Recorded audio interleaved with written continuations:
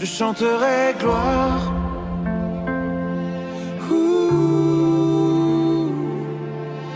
Gloire.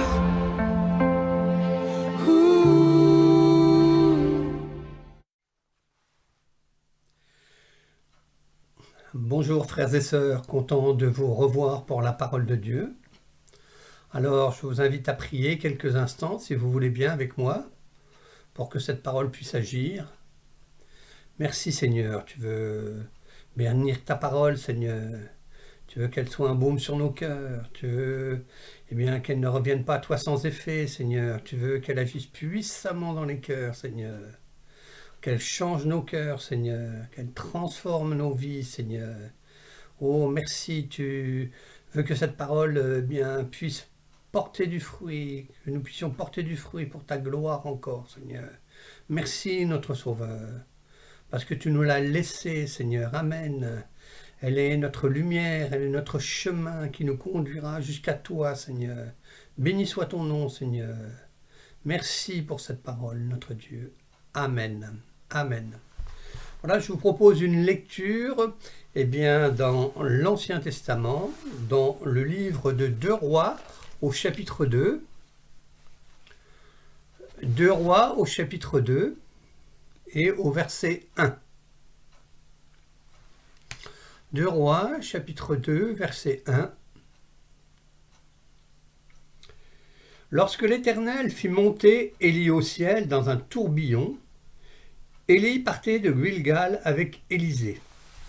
Élie dit à Élisée, « Reste ici, je te prie, car l'Éternel m'envoie jusqu'à Béthel. » Élisée répondit, « L'Éternel est vivant et mon âme est vivante, je ne te quitterai point. » Et ils descendirent à Béthel. Les fils des prophètes qui étaient à Béthel sortirent vers Élisée et lui dirent, « Sais-tu que l'Éternel enlève aujourd'hui ton maître au-dessus de ta tête ?» Et il répondit, « Je le sais aussi, taisez-vous. » Élie lui dit, « Élisée, reste ici, je te prie, car l'Éternel m'envoie à Jéricho. » Il répondit, « L'Éternel est vivant et ton âme est vivante, je ne te quitterai point. » Et ils arrivèrent à Jéricho.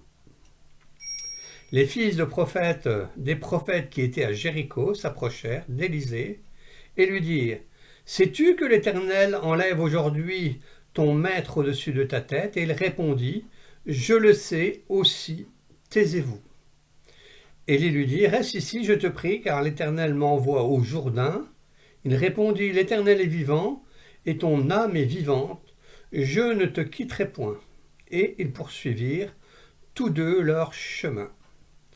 50 hommes d'entre les fils des prophètes arrivèrent et s'arrêtèrent à distance vis-à-vis, et eux deux s'arrêtèrent au bord du Jourdain. Alors Élie prit son manteau, le roula et en frappa les eaux qui se partagèrent çà et là, et ils passèrent tous deux à sec. Lorsqu'ils eurent passé, Élie dit à Élisée, « Demande ce que tu veux que je fasse pour toi, avant que je ne sois enlevé d'avec toi. » Élisée répondit, « Qu'il y ait sur moi, je te prie, une double portion de ton esprit. » Élie dit, « Tu demandes une chose difficile, mais si tu me vois pendant que je serai enlevé avec toi, cela t'arrivera ainsi, sinon cela n'arrivera pas. » Comme il continuait à marcher en parlant, voici un char de feu et des chevaux de feu les séparèrent l'un de l'autre, et Élie monta au ciel dans un tourbillon. Élisée regardait et criait, « Mon père, char d'Israël et sa cavalerie !» Et il ne le vit plus. Saisissant alors ses vêtements, il les déchira en 2 morceaux, et il releva le manteau qu'Élie avait laissé tomber, puis il retourna et s'arrêta au bord du Jourdain. Il prit le manteau qu'Élie avait laissé tomber, et il en frappa les eaux et dit, « Où est l'Éternel, le Dieu d'Élie ?» Lui aussi, il frappa les eaux qui se partagèrent çà et là, et Élisée passa. Les fils de prophètes qui étaient à Jéricho vis-à-vis, l'ayant vu, dirent, « L'esprit d'Élie repose sur Élisée. » Et ils allèrent à sa rencontre et se prosternèrent contre terre devant lui. Amen. Quel beau récit encourageant pour nous. Donc la petite histoire, le prophète Élie va partir au ciel, il va rejoindre son Créateur, son ministère sur la terre s'achève. Il a un disciple qui s'appelle Élisée. Cet Élisée a marché aussi avec Dieu toute sa vie, malgré les problèmes, les difficultés, les obstacles qu'il a rencontrés. Et puis si on nous imitait aussi bien Élisée que Élie, Élisée, son disciple, son successeur, est là avec lui avant son grand départ. Il sait que son maître va partir. Alors l'Écriture ne nous dit pas ce qu'il a ressenti, mais peut-être certainement même de la tristesse. Comme les disciples du Seigneur, ont ressenti de la tristesse lorsque celui-ci est parti auprès du Père. Mais Jésus leur a dit, écoutez, votre tristesse changera en joie. Et effectivement, c'est ce qui s'est passé à la résurrection de Jésus. Leur tristesse s'est changée en joie. Nous aussi, notre tristesse se changera en joie lorsque nous partirons rejoindre le Seigneur. Amen. Et ce grand jour est proche. Jésus est à la porte. Amen. Il vient bientôt. Élie dit à Élisée, demande ce que tu veux que je fasse pour toi avant que je sois enlevé d'avec toi. Et Élisée demande une chose surprenante, une double portion de ton esprit. Il ne demande pas des richesses, il ne demande pas une maison, il ne demande pas une belle voiture, il ne demande pas des choses matérielles, mais il demande une chose essentielle, une chose nécessaire dont il aura besoin durant tout son ministère, c'est recevoir l'Esprit de Dieu. Recevoir l'Esprit de Dieu, une double portion de l'Esprit d'Élie. Et voyez-vous, comme Élisée, je crois que c'est ce qu'a besoin l'Église aujourd'hui. C'est ce qu'a besoin le chrétien aujourd'hui, d'être rempli de l'Esprit de Dieu, et non de l'esprit de ce monde, non de l'esprit de Satan, c'est-à-dire l'adversaire des chrétiens. Pour traverser cette vie, avec ses hauts et ses bas, chacun, je crois, a besoin, comme Élisée, d'une bonne dose du Saint-Esprit, si je peux m'exprimer ainsi. Que ce soit Moïse, que ce soit David, que ce soit Élie, Élisée, Jésus, Paul et bien d'autres encore, chacun de ces hommes ont reçu ce Saint-Esprit pour exercer leur ministère, pour les uns auprès des Juifs et pour les autres auprès des païens. Qu'en est-il de toi ? As-tu reçu cette puissance du Saint-Esprit ? Alors, avant qu'Élisée reçoive cette double portion de l'Esprit, il nous est dit qu'il est parti de Gilgal avec Élie. Puis ensuite, ils se sont rendus à Béthel, ensuite à Jéricho et enfin au Jourdain. Ici, 4 étapes importantes qu'ils ont traversées et on pourrait dire peut-être aussi que chaque chrétien doit traverser. Alors nous allons examiner chacune d'elles, la première étant bien sûr Gilgal. Regardons dans Josué au chapitre 4.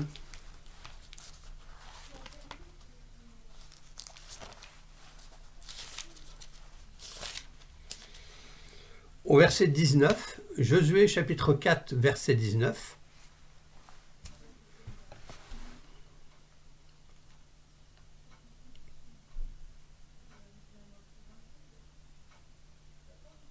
Le peuple sortit du Jourdain le 6e jour du 1er mois, et il campa à Gilgal, à l'extrémité orientale de Jéricho.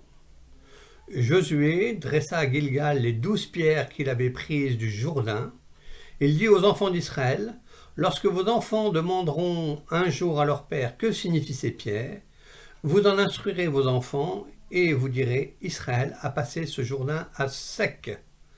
Car l'Éternel notre Dieu a mis à sec devant vous les eaux du Jourdain, jusqu'à ce que vous eussiez passé comme l'Éternel votre Dieu l'a fait à la mer Rouge, qu'il mit à sec devant vous jusqu'à ce que nous eussions passé, afin que tous les peuples de la terre sachent que la main de l'Éternel est puissante, et afin que vous ayez toujours la crainte de l'Éternel votre Dieu. » Amen. Gilgal, première étape dans le pays promis après le passage du Jourdain. On l'a lu, Dieu dit à son peuple, « J'ai roulé de dessous vous l'opprobre de l'Égypte. » Et ce lieu fut appelé du nom de Gilgal. Qu'est-ce que c'est l'opprobre de l'Égypte ? Eh bien, l'opprobre, c'est la honte, c'est le déshonneur. Les Hébreux étaient esclaves en Égypte, sous une servitude très dure.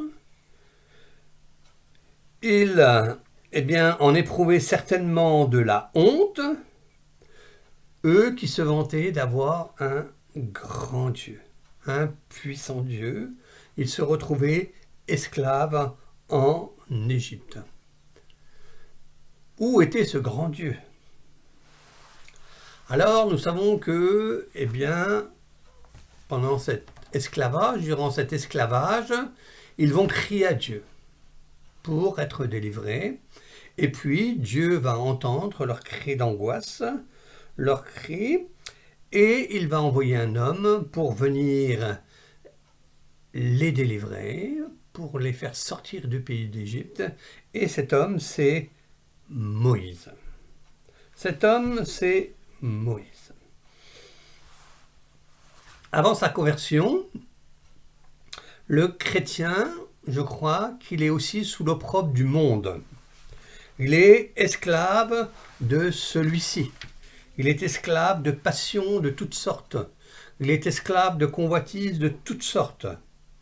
Et en venant à Christ, celui-ci va ôter son opprobre. Amen. Il enlève son péché, il enlève sa honte, il enlève son déshonneur et il en fait un enfant de Dieu. Amen. Un fils de Dieu. Amen.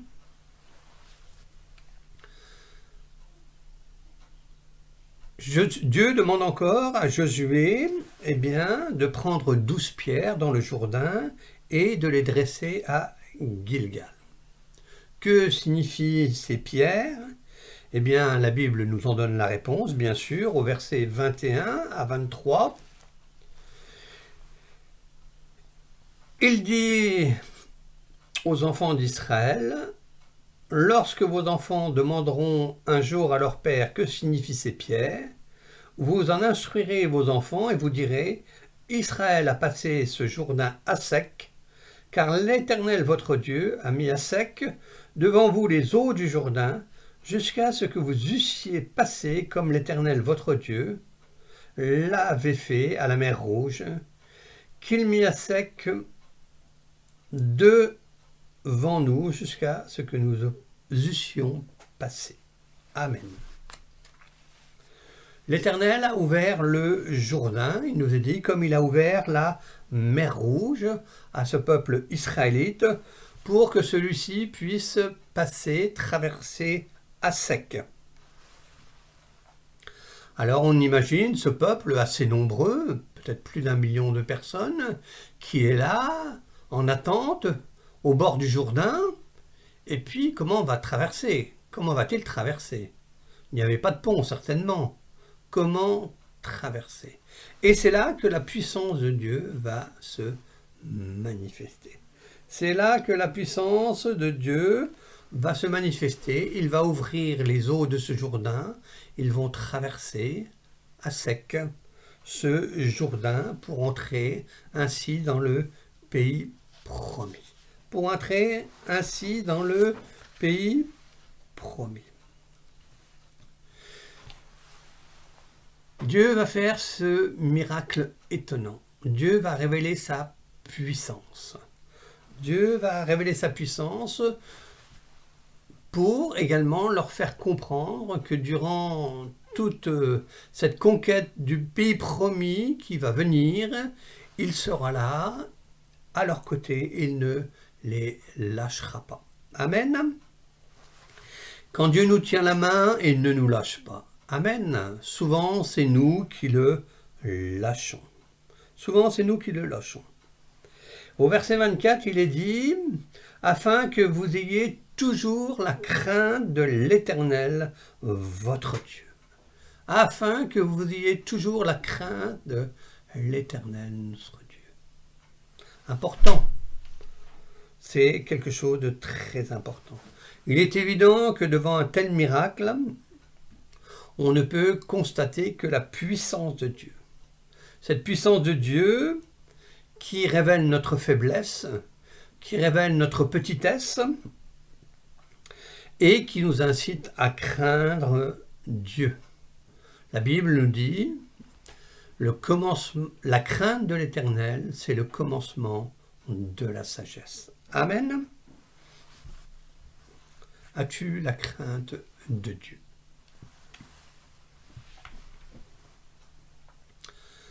Il est dit aussi dans notre texte encore, « Rappelez-vous quand vous verrez ces pierres de ce que l'Éternel a accompli pour vous. » Rappelez-vous quand vous verrez ces pierres de ce que l'Éternel a accompli pour vous. Et par la suite, quand ces gens devaient passer devant ces pierres, effectivement, eh bien, ils devaient se rappeler de ce que l'Éternel a fait pour eux. Il est important, il est nécessaire, ce Gilgal, pour chacun de nous. Passons à la deuxième étape maintenant, cette deuxième étape qui est Bethel.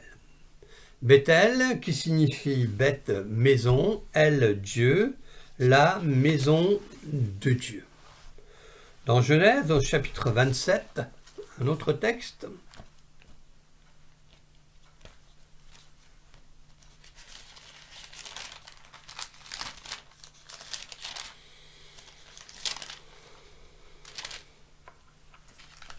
Au verset 10,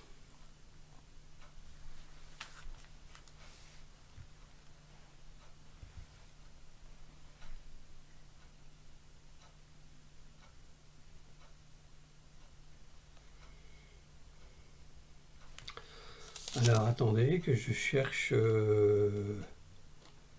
si c'est bien ce passage. Je pense que j'ai dû... voilà. Au chapitre 28, pardon, c'est un peu plus loin, au verset 10. Jacob partit de Beersheba et s'en alla à Charan.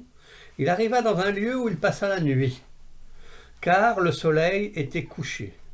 Il y prit une pierre dont il fit son chevet, et il se coucha dans ce lieu-là. Il eut un songe, et voici, une échelle était appuyée sur la terre, et son sommet touchait au ciel. Et voici des anges de Dieu montaient et descendaient par cette échelle. Et voici l'Éternel se tenait au-dessus d'elle. Et il dit, « Je suis l'Éternel, le Dieu d'Abraham, ton père, et le Dieu d'Isaac.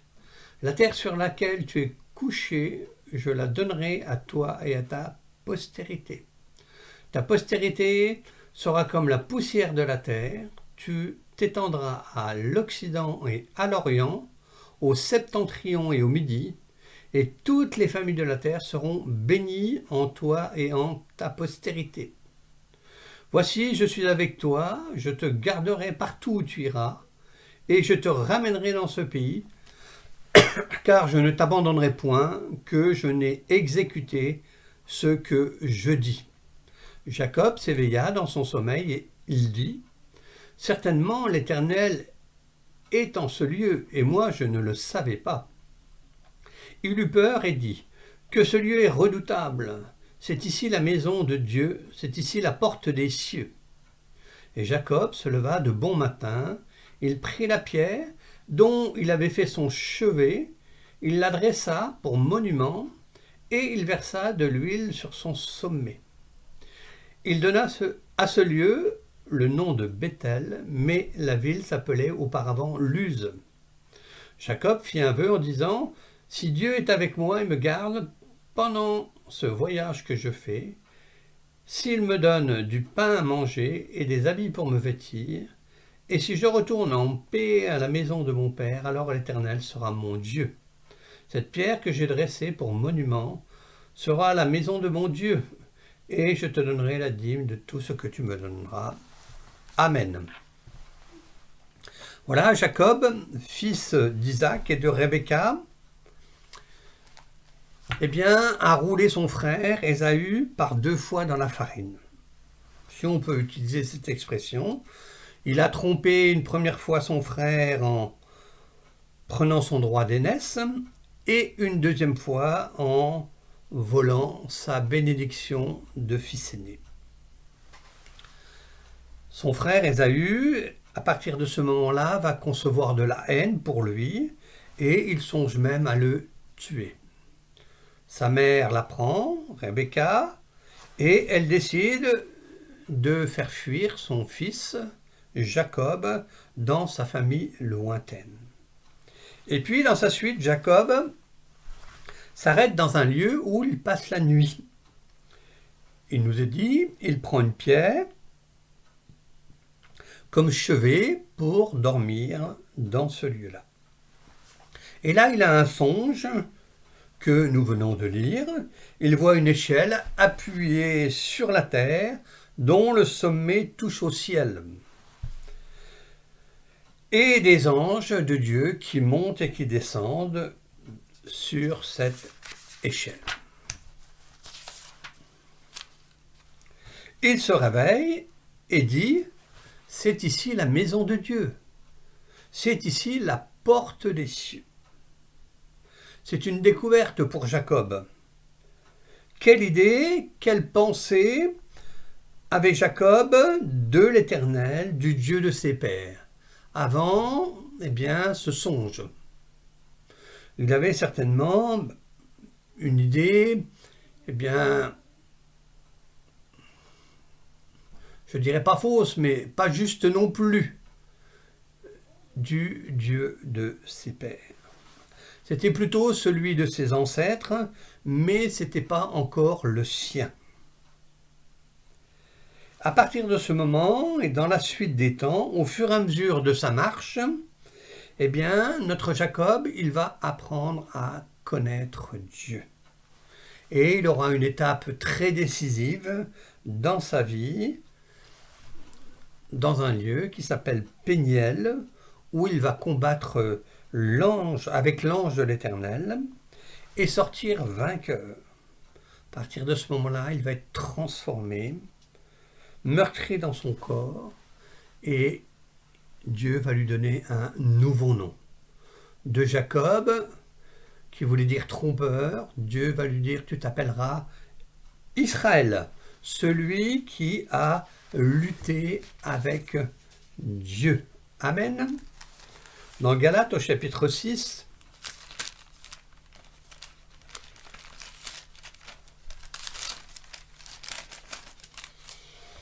au verset 16, Galates au chapitre 6 au verset 16, il est dit « Paix et miséricorde sur tous ceux qui suivent cette règle et sur l'Israël de Dieu. » Amen. Les chrétiens qui marchent dans une vie nouvelle sont le vrai Israël de Dieu. C'est-à-dire, ce sont ceux qui luttent avec Dieu, pas contre lui, mais avec lui. Amen. Qui luttent avec lui.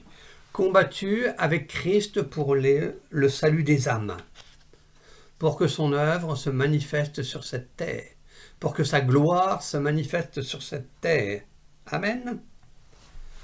Jacob a lutté avec l'ange de l'Éternel parce qu'il voulait obtenir aussi la bénédiction de celui-ci. La bénédiction de celui-ci.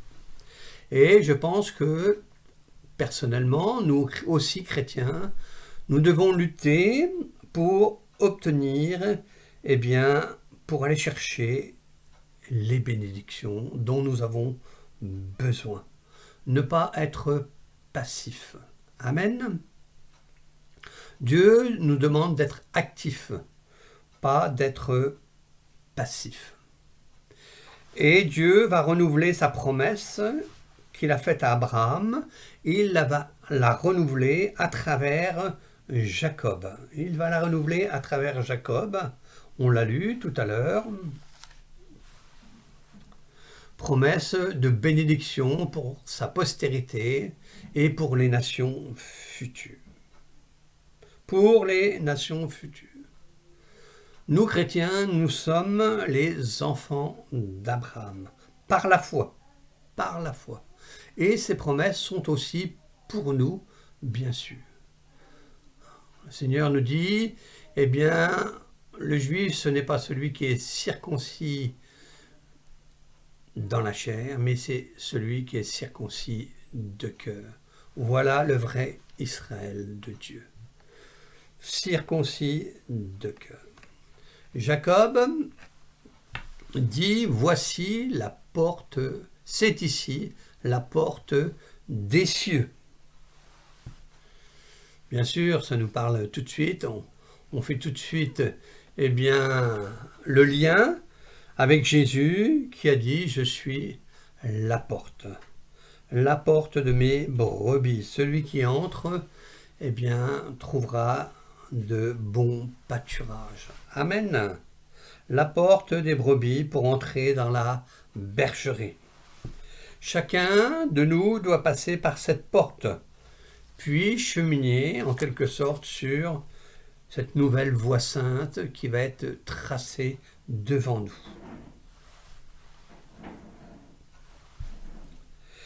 Élisée a reçu une double portion de l'esprit d'Élie pour exercer son ministère. Et Jésus a reçu la plénitude de l'esprit pour exercer lui aussi son ministère, mais à la différence d'Élisée et peut-être de tout autre être humain, il nous dit la plénitude. Pas une double ou pas une simple portion, mais Jésus a reçu la plénitude de l'esprit. Amen. Pour conclure, je dirais, c'est bien que tous ces hommes ont reçu, cette puissance de l'esprit pour exercer leur ministère. Jésus l'a reçu aussi. Il est important, il est même nécessaire, je crois, que chacun de nous, puisse être rempli de la puissance de l'esprit de Dieu pour accomplir son œuvre sur cette terre. Et c'est possible, car Dieu veut faire de nous des instruments de bénédiction, comme Jésus l'a été. Mais cela dépend beaucoup de nous. Amen, cela dépend beaucoup de nous. Alors, nous verrons la suite plus tard, et puis nous verrons aussi comment chercher cette plénitude de l'esprit plus tard. En attendant, que le Seigneur vous bénisse richement, et puis restez confinés, obéissez aux autorités, et puis nous nous reverrons bientôt. Que le Seigneur vous bénisse. Je chanterai gloire